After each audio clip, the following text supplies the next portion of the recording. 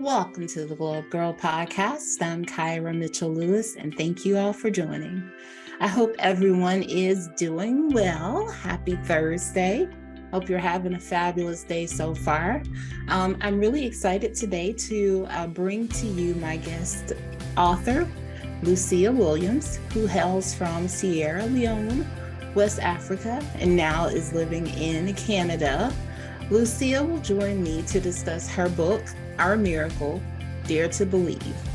She'll join me to talk about her experience with infertility and how she has the audacity to dare to believe that her prayers will be answered.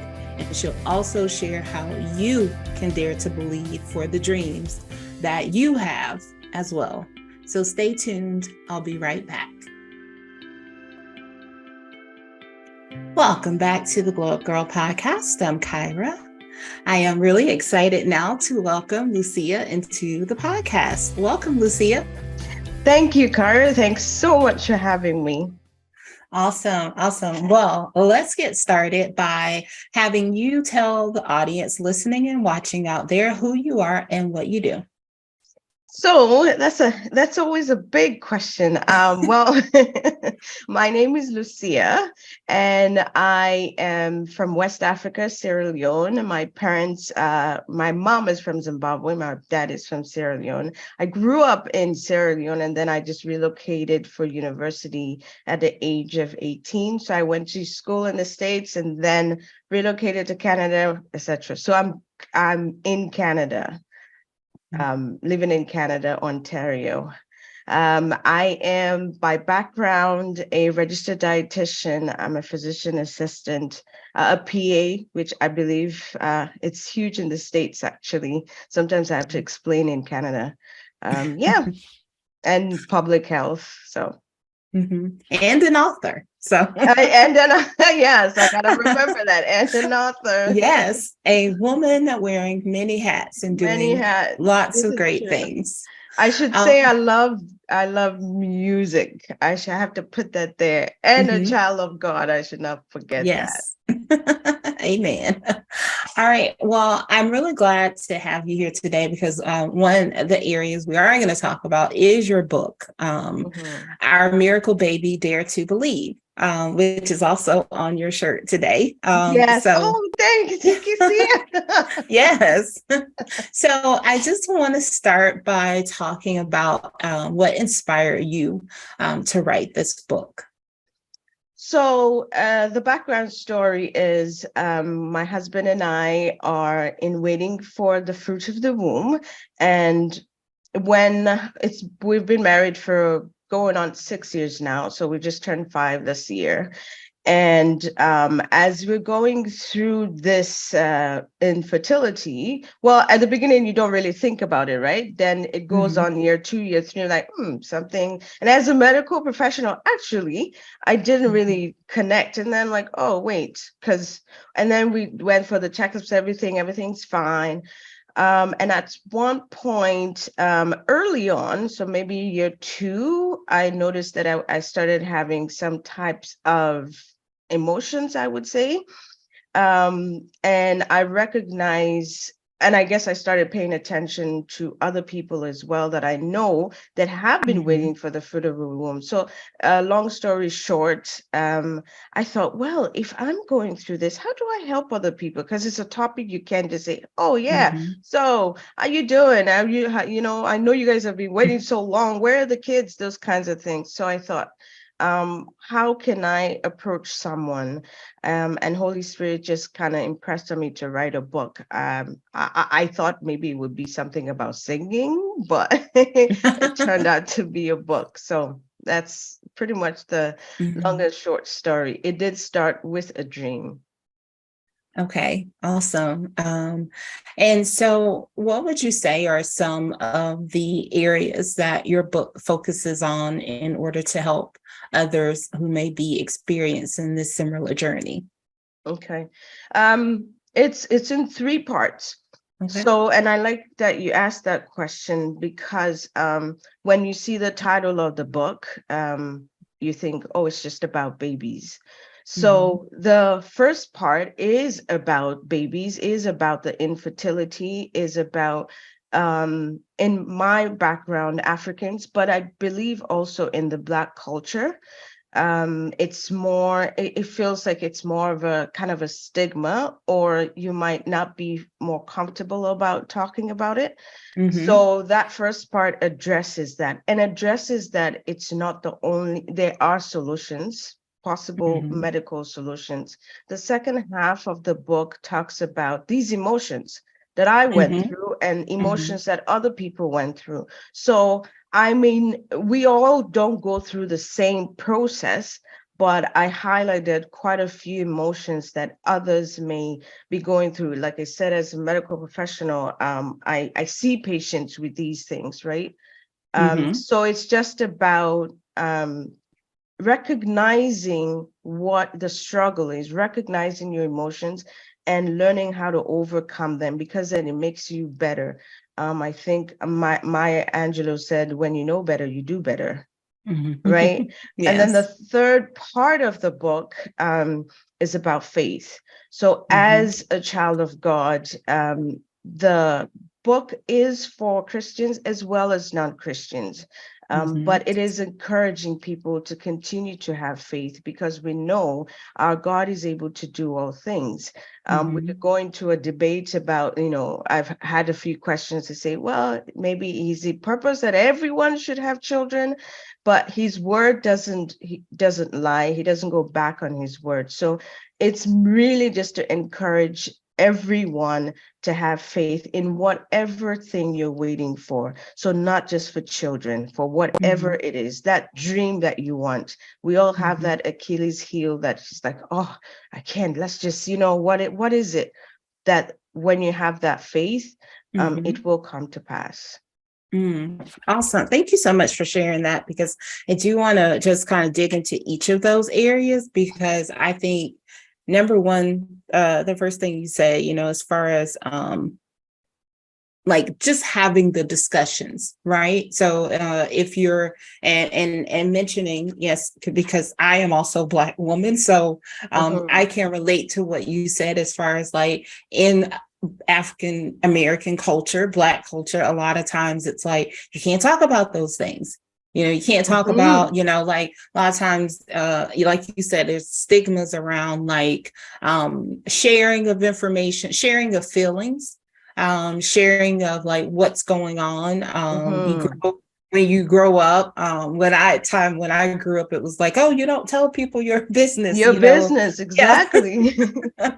And something that always like sticks out to me, I probably mentioned this on the show sometimes, like when my husband and I were in like premarital counseling, and I remember my mother-in-law saying, what do you need to do that for? You don't need to tell people your business. And I was like, it's through the church, like, it's through our church. And she's like, you don't need to help. And I just thought, obviously she's older and comes from a different time where, they didn't necessarily have the same tools and resources that we did. So they just grew up, and then that stigma just is passed on from generation to generation of that. You can't talk to people about things. You can't get help, especially even when you think about the emotional part of it, and being able to talk to someone. I always think about like, just thinking of like therapy and just how, especially, I mean, I know it happens in all cultures and communities. So, but I'm just speaking from personal.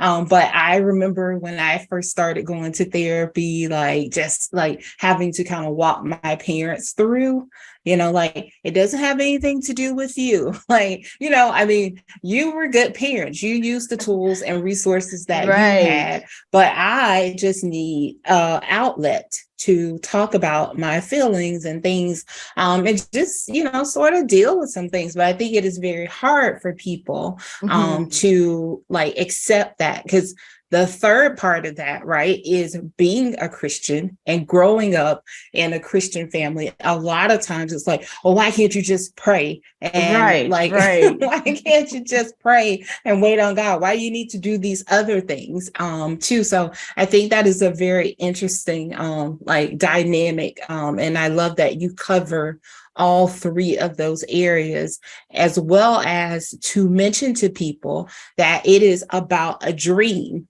It is about anything that you may be praying for, asking for, waiting for. And I'm so glad to talk to you this morning, because I was just having this conversation with God this morning about All the something. conversations we have.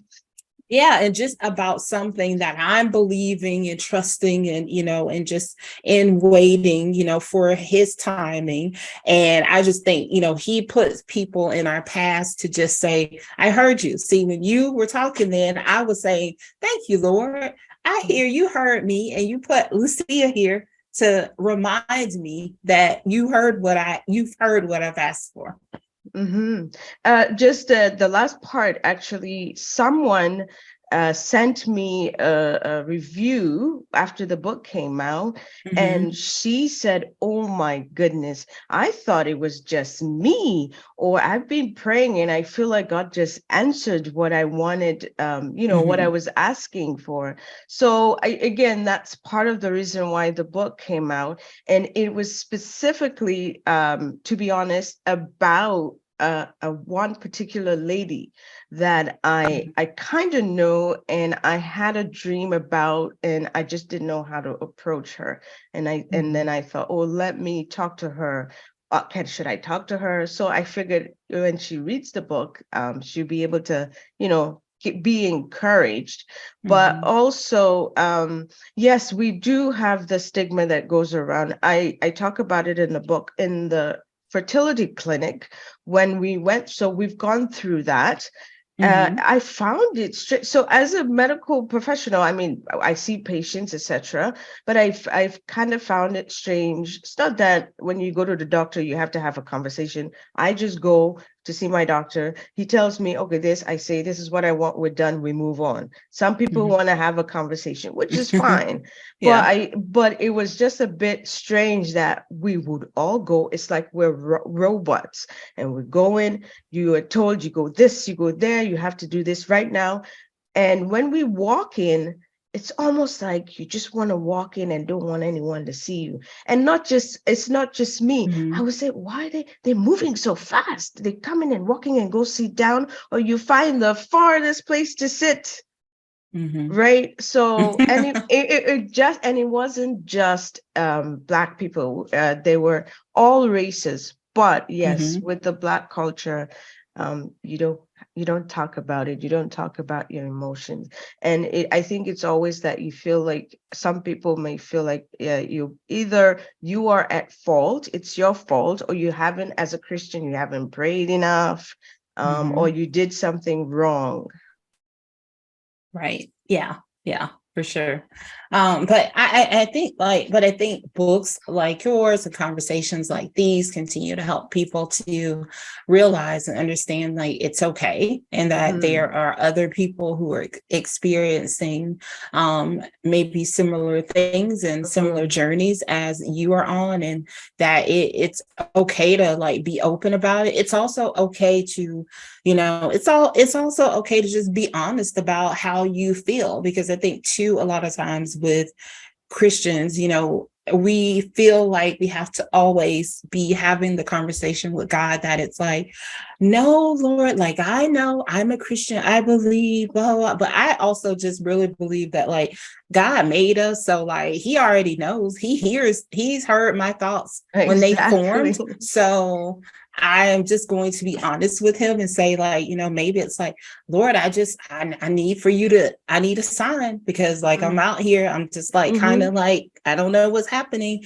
And I just feel like those more honest and vulnerable conversations that you have with him are the one, those matter most than you trying to like put on this like facade that like, because guess what? Sometimes you might be like, I don't want to pray about that again, Lord. Oh Like yes, I'm for sure. I've been like, here so many yeah, times. yeah, like I don't want to pray. I just don't, I just like I'm tapped out on prayer on this one. And I just have to fully like release it to Mhm. him and give it and turn it over. And I just think like, you know, being able to have and be more honest about those things versus feeling like you have to like be this like prim, proper, like, yes, I'm like you said, almost like a robot where you're just going through the motions and doing these things. I think like this matters. This book Mhm. matters, this conversation, all these things matter to help people that may be experiencing a similar thing. I think it's we forget our humanity, Mm-hmm. just because, well, regardless of being Christian or not Christian, I think society, we have to do, when you're interviewing for a job, you have to do certain things. Otherwise, Mm-hmm. it doesn't seem like you've done something good or perfect. Mm-hmm. We have that perfectionism. And to be honest, I think when I was writing this, I also had some growth. So it wasn't just to write Mm-hmm. it and to give it to others to encourage others, but I was encouraged and I grew through it Mm-hmm. because we that vulnerability, we sometimes don't have that ability to be vulnerable or feel that we can't be vulnerable, which is that Mm-hmm. humanity of things, right? That Right. we are Yeah. humans. We are not perfect. We'll never be perfect. And he already Mm-hmm. knows all things. So why walk around? I call it being holy and sanctified. You have the church Yeah. hat on and and all of that. And not to say people walk around faking it. I think it's just not knowing how to be vulnerable. Mm-hmm. Mm-hmm. And again, you might not know, someone might, they don't feel safe, so it's finding that safe Right. place, Yes. right? Yep. Yep. So for me, I grew through it, because personality wise, I'm not a robot, but I I'm one of those who I'm analytical. So I'm Uh-huh. more of an analytical person. So I Mm-hmm. have the emotions, but I'm like, okay, yeah, what it is, let's just problem solve. So I'm a problem solver. Yes. It's there, Yes. let's solve it. There's no point in crying about it or doing, or worrying too much about it. Right. Right. So, but then I got to that place where it's like, okay, Lucia, yeah, I know you could solve the problem, but maybe try to solve the problem, but you're still having these emotions and you have to deal with it. And I did deal with it. I dealt with them. And I think I'm a better person today, even to Mm-hmm. others, because I Mm-hmm. think I'm more open and more vulnerable to others without having that, I don't know, protection Mm-hmm. Mm-hmm. over myself. So I learned through it as well. Yeah, awesome. I think that's definitely a thing you want to do is be growing. But I think there's also too about this piece of, like you said, the humanity side is just the grace.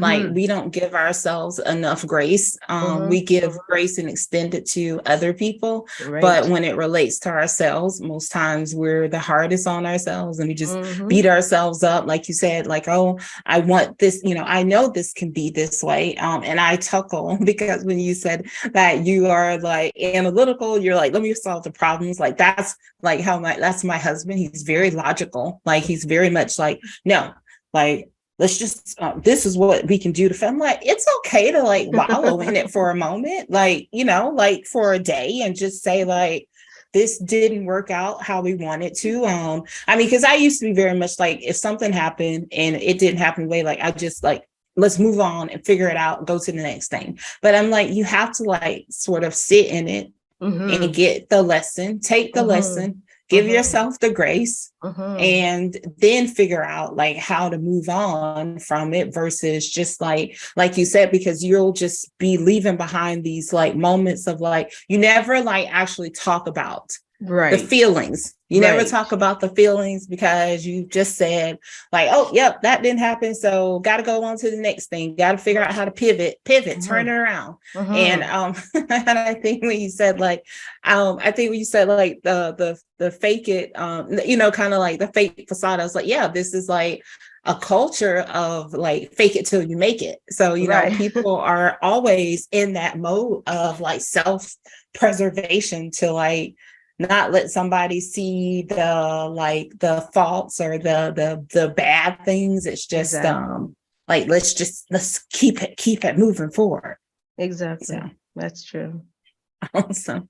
So what would you say, Lucia, to anyone listening, watching, or who may read your book just about infertility, and maybe if you are comfortable sharing like where you are now in your journey? Okay, so infertility, I took time to explain it in the book because we assume that everyone knows what it is, Mm-hmm. especially in my culture or background. Essentially, there's a primary and secondary. So you are trying to conceive, you've never ever conceived. And the secondary is you have conceived, and then now you're trying again, but having a hard time having babies or conceiving. And there's so many causes of infertility, so many. Some of them they are minor, which is what I talk about. So if you don't talk about it or approach it, then you never know, right? And you go through Mm-hmm. years. So as a Christian, you go through years praying fire, and all you need is just a tweak of maybe your thyroid is off, Mm-hmm. and it can be addressed, and that brings, then you're able to conceive. So Mm-hmm. the infertility, there's so many causes of it. Diet affects it, nutrition, your weight. There's if the male, they have to be checked as well. It's not just from the female Mm-hmm. side. I bring that up as well. So it's just be able to talk to your GP, your medical doctor, your family doctor, just to see what's going on. So we went through it. We did tests. It's good to have the test for both the men and the woman. And our test came back normal. So this is where the faith part came in. All of our tests came back normal. We've done procedures. So they start one just doing the natural ovulation calculation. And then if Mm-hmm. that doesn't happen, you move on to the next stage and to the next stage. Some people, it's the womb that can't carry the child. Some they can't. They can't implant the egg. Some Mm-hmm. it's the sperm itself can't fertilize. They don't have enough energy or vitality to get there. So then they help it get there. And then the final part is the IVF. Mm-hmm. So in vitro fertilization, if you can't carry the child, etc. So we went through these things, and then we just got to a place where we're like, oh my goodness, this is so time consuming. This is so consuming our time, our energy. We're so focused on, we got to do Mm-hmm. this. What else? What else? What else? So we took a break. We just Mm-hmm. took a break just to enjoy ourselves, enjoy each other, and not let life just move on and pass and just be focused on just one thing. So Right. it's not, we didn't give up. We trust God.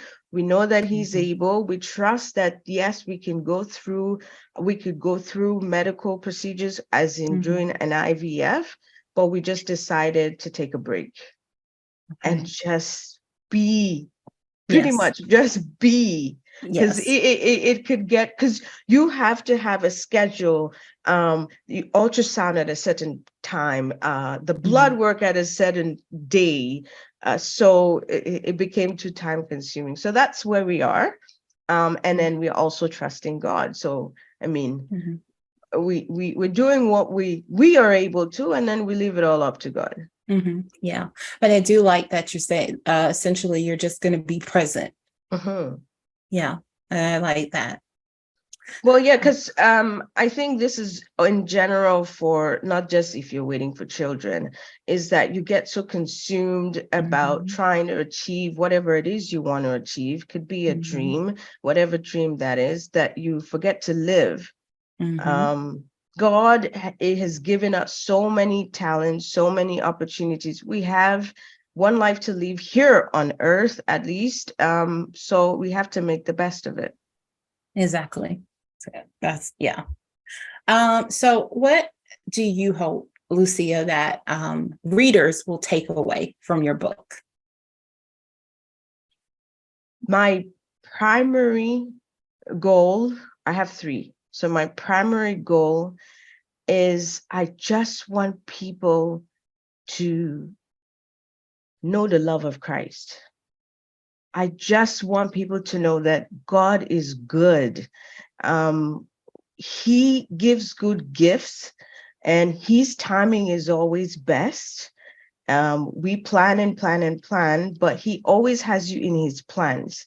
So I just want Christians and non-Christians, because we get into the gimme, gimme, give me, give me, give me, and we forget our relationship with God as Christians. But as non-Christians, I just want them to know the love of Christ, that it doesn't matter what, he's always there with you. And the second thing is as the infertility, it is okay, whatever it is, whatever time you are going through, it's okay. And you should be able to talk to your medical professional. There are solutions, there are medical solutions, and you should not be ashamed of the fact that, yes, you haven't achieved the or conceived yet. That it's okay. I think people walk around with a hat of shame on their head. I never did that, but I noticed that because my issue was slightly different.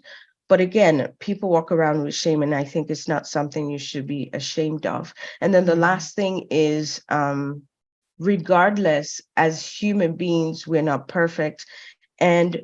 But we want to grow and always do better. And if you don't address certain things, sometimes you don't like you, like, oh my, I did that, or I said that, but that's okay. You mentioned the grace is just to give yourself the grace, but address those emotions, address those struggles. And therapy is fine. It's fine to go through therapy. It's not a bad thing. It's fine to pray as well. So however you want to, but address them, because then, as the word says, you go through fire and you will come out gold. But you have to go through the fire. Yeah. Awesome. Well, how can the audience connect to you to learn more about you and purchase your book? So there's a few ways. The website, which is www.luciawilliams.org. You could access a lot of information on the website, know about me, how this all started. You can also purchase the book on the website if you want a signed copy of the book, but you can also hit me on Instagram. I was not an Instagrammer until this book came out, so I'm still navigating. So it is at rhodeslk.williams. I also have an email, so if you go to the Instagram page, you will see all the information there. Email, Instagram, I'm open to sharing. I'm now open to sharing. This is one of the things I think I grew in. So in terms of getting the book, Amazon, any Amazon, you can get it on Amazon Kindle for ebooks, iBook. You can also get it from the iBook, and Barnes and Noble for those in the States. Awesome. Thank you. All right. Well, now we're going to move into our 3 things with Lucia. I'm going to ask you 3 questions that helps the audience get to know you a little bit better. Number 1 is a 2-parter. How do you start and end your day? That's simple, actually. I start and end my day praying. I start and end my day having a conversation with God. I can't not do it. I feel like something's missing. But that goes in conjunction with music. I start and end with music. My drive to work is long, so I drive over an hour. So I'm always bumping to music going. And when I come home by bedtime, there's always a song in my head. Like I said, I love music. Awesome. All right. Number two, if you are a goal or intention setter, what is one thing you've set for yourself this year? Wow, you should see my list.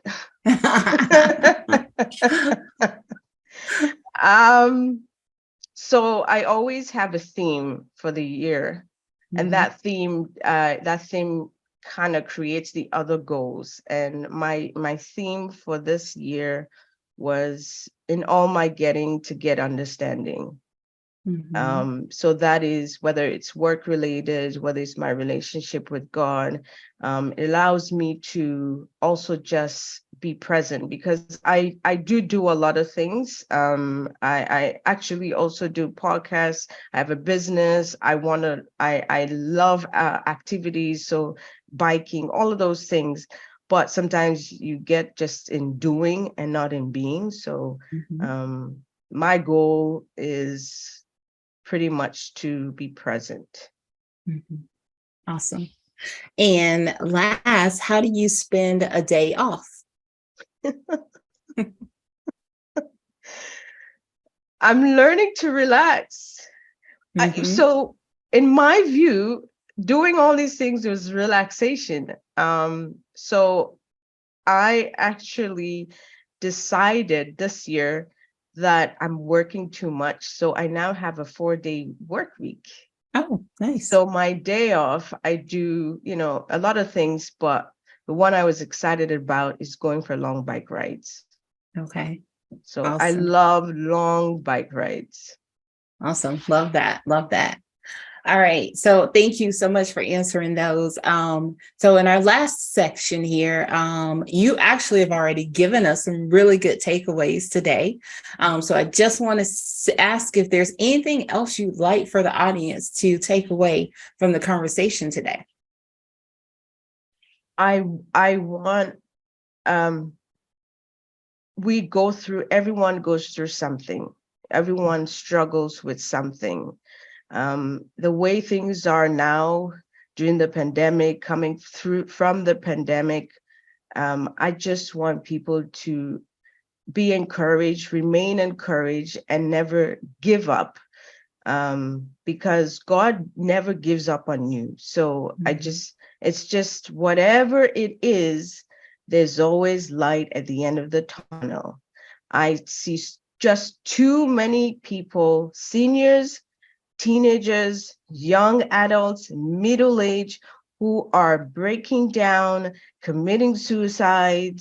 They're just a whole heap of, mess. Obviously, we all get have mess, but I think sometimes you're not able to do it by yourself, and that's fine. It's always seek help and always be encouraged and know that there is light at the end of the tunnel.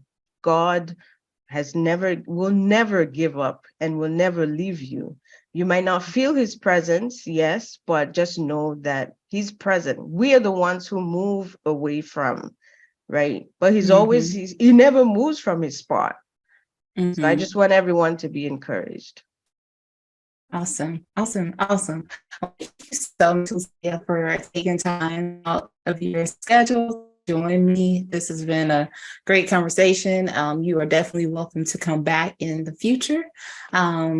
So yeah, much success to you, and thanks so much for joining me today. I enjoy this conversation. In my quest to promote the book, as well as just to have others benefit and be encouraged, I go everywhere. I don't limit myself because it's not for just Christian, but I have enjoyed this conversation with you. I thank you for having me on. Yes, I would love to come back. I'll definitely come to say, hey, here are the babies. This is God's work, but at the same time, I'd love to just have another conversation with you because it was so easy. I see why you're a coach. I can see it is you. It is your personality. And it's a good thing to see people walking in their purpose. So thank you so much. Awesome. Thank you so much. Well, stay tuned, everyone. I'll be right back. Welcome back to the Glow Up Gyrl podcast. I'm Kyra. Thanks again to Lucia for joining the show today. If you want to learn more about her or her book, you can check out the links in the show notes. If you'd like to learn more about Glow Up Gyrl, visit us at glowupgirl.com. There you can check out past podcast episodes. You can sign up to be a guest on the show, grab our social links, and so much more. Be sure to also check out our career-focused podcast episodes as well. It is where I talk about my personal experiences and also, some experiences from coworkers, team members, managers, other people who have poured into me along this career journey. I share a lot of that information and tips and things that can help you as you journey through your career. So also, if you're listening on a platform where you can leave a review, please feel free to do so. If you have any ideas, any guest topics that you'd like me to cover on the show, feel free to drop me an email at hello@glowupgirl.com. So thank you all so much for your continued support and for joining me today. And until next time, stay focused, fab, and glow up. Take care, everyone.